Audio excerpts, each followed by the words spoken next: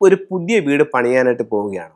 അങ്ങനെയാണെങ്കിൽ ഈ പ്രോഗ്രാം മൊത്തം ഒന്ന് കേൾക്കണം. എന്താന്ന് വെച്ച് കഴിഞ്ഞാൽ നമുക്ക് ഒരു വീട് പണിയുമ്പോൾ 2 കാര്യങ്ങൾ നമുക്ക് ശ്രദ്ധിക്കാം.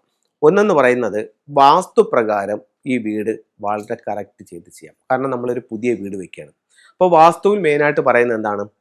ഓരോ ദിക്കിലും വരേണ്ട റൂമുകൾ. തെക്ക് പടിഞ്ഞാറ് കന്നിമൂലയിൽ നമുക്കൊരു ബെഡ്റൂം കൊടുക്കാം. വടക്ക് പടിഞ്ഞാറ് വായുകോണിൽ നമുക്കൊരു ബെഡ്റൂം കൊടുക്കാം. അത് കുട്ടികളുടെ ബെഡ്റൂമായിട്ട് എടുക്കാം. ഈശാന കോണിൽ നമുക്കൊരു ലിവിംഗ് റൂമോ ഒരു സ്റ്റഡി റൂമോ കൊടുക്കാം. അഗ്നികോണിൽ നമുക്ക് കിച്ചൺ ചെയ്യാം. വീട് സ്ക്വയർ അല്ലെങ്കിൽ റെക്ടാങ്കിൾ ഷേപ്പിൽ വരണം. സൂത്രങ്ങൾ രണ്ടും കടന്നു പോകണം. കിഴക്ക് പടിഞ്ഞാറ് ബ്രഹ്മസൂത്രവും തെക്ക് വടക്ക് യമസൂത്രവും കടന്നു പോകണം. ഇതൊരു ബേസിക് വാസ്തുവായി. അതിൻ്റെ ഡോറുകൾ ഉച്ചസ്ഥാനത്ത് വരണം. ഇനി ഭൂമിയിലേക്ക് പോകുമ്പോഴോ, കിണർ മീനൻ രാശിയിൽ, സെപ്റ്റിക് ടാങ്ക് അങ്ങനെയുള്ള കാര്യങ്ങൾ നോർത്ത് വെസ്റ്റിൽ, ഗേറ്റ് ഉച്ചസ്ഥാനത്ത് വരണം. ഏത് ഡയറക്ഷനിലായാലും ഉച്ചസ്ഥാനത്ത് വരണം. അപ്പോൾ അത് നമുക്ക് പിന്നെ ഭൂമിയുടെ മുറ്റത്തിൻ്റെ കണക്കുകൾ, പിന്നെ ഭൂമിയുടെ ഉയർച്ചയുടെ കണക്കുകൾ, ഇതാകുമ്പോഴത്തേക്ക് നമുക്ക് ബേസിക് വാസ്തുവായി. അപ്പോൾ നമ്മളൊരു പുതിയ വീട് വയ്ക്കുമ്പോൾ വാസ്തു നിയമങ്ങളെല്ലാം പാലിച്ചു വീട് വയ്ക്കുകയാണ്. ഇത് എല്ലാവരും ചെയ്യുന്നൊരു കാര്യമാണ്. ഇതിനോടൊപ്പം നിങ്ങൾ ചെയ്യേണ്ട ഒരു കാര്യം കൂടി, നമുക്ക് എല്ലാവർക്കും അറിയാം, ഫെങ്ഷുയി എന്ന് പറയുന്ന ഒരു സയൻസും കൂടെ ഉണ്ട്. ഇത് ചൈനീസ് വാസ്തുകലയാണ്. ഇതിനാണ് ഫെങ്ഷുയി എന്ന് പറയുന്നത്. അതിൽ അവരും കുറേ കാര്യങ്ങൾ പറയുന്നുണ്ട്. അത് പല പ്രോഗ്രാമിൽ നിന്നും അത് വളരെ കൃത്യമാണെന്ന് നമുക്ക് മനസ്സിലായിട്ടുമുണ്ട്. അപ്പോൾ അങ്ങനെയാണെങ്കിൽ അതും കൂടെ നമുക്ക് ഇതിനെ കൂടെ ഒന്ന് ചെയ്യാം. എന്തായാലും നമ്മളൊരു വീട് വെക്കുകയല്ലേ, ഒരു ഫെങ്ഷുയി കൺസൾട്ടനെ കാണിക്കാം. ഇത് രണ്ടും കൂടെ അറിയാവുന്ന ഒരാളാണെങ്കിൽ ഏറ്റവും ഉത്തമം. അതിൻ്റെ ഫ്ലൈയിങ് സ്റ്റാർ എടുത്ത് അതും കൂടെ നോക്കിക്കൊണ്ട് വേണം നിങ്ങൾ വീട് വെക്കാൻ. നിങ്ങൾ വീട് വെക്കാനായിട്ട് പോകുന്ന ആ ഒരു കാലഘട്ടവും നിങ്ങളുടെ വീട് എത്ര ഡിഗ്രിയിലാണോ ഫേസ് ചെയ്യുന്ന അതിൻ്റെ ഒരു ഡിഗ്രിയും കൂടെ വെച്ചുകൊണ്ട് ഒരു ഫ്ലൈയിങ് സ്റ്റാർ കണക്കുണ്ട്. അതിൻ്റെ ഓരോ ദിക്കിലും east, south east, south west, west, north east, ബ്രഹ്മസ്ഥാനം, ഇങ്ങനെ 9 സ്ഥലങ്ങളിൽ 8 ദിക്കിലും ബ്രഹ്മസ്ഥാനത്തും 2 നമ്പറുകളുടെ ഒരു കോമ്പിനേഷൻ വരും. അതാണ് ഫ്ലൈയിങ് സ്റ്റാർ. എല്ലായിടത്തും വരും. ലോകത്ത് എവിടെ വീട് വെച്ചാലും ഈ ഒരു ഫ്ലൈയിങ് സ്റ്റാർ കോമ്പിനേഷൻ ഉണ്ടാകും. ഈ 2 നമ്പറുകൾ 1 മുതൽ 9 വരെയുള്ള നമ്പറുകളിലെ 2 നമ്പറുകളാണ് ഈ നമ്പർ വരുന്നത്. ഈ പറയപ്പെടുന്ന നമ്പറുകൾക്ക് ഓരോന്നിനും അതിൻ്റെതായിട്ടുള്ള ഒരു ഫലമുണ്ട്.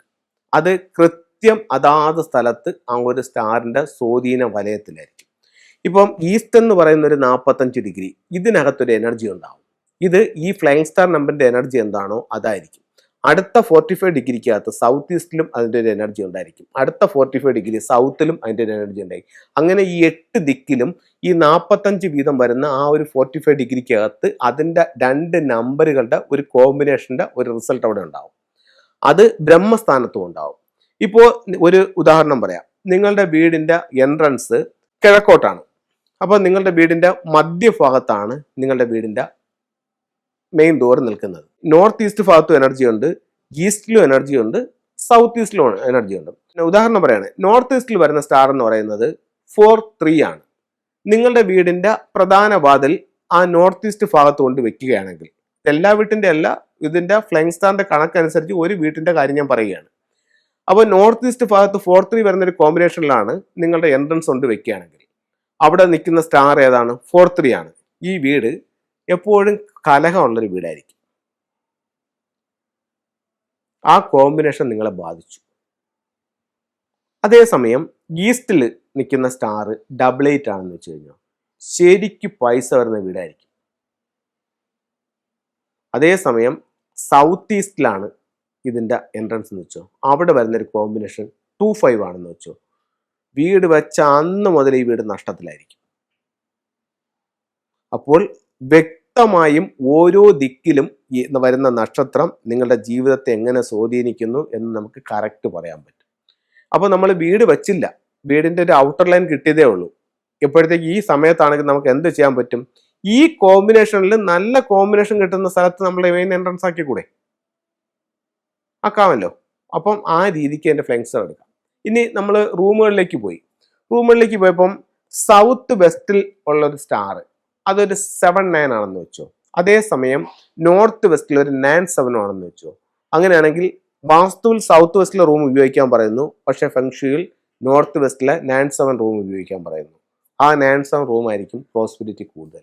മറ്റത് നമ്മൾ വാസ്തു എന്ന് പറയുമ്പോഴത്തേക്ക് 1000 വീടിനും ഒരേ രീതിയിൽ തന്നെയാണ് അത് പറയുന്നത്.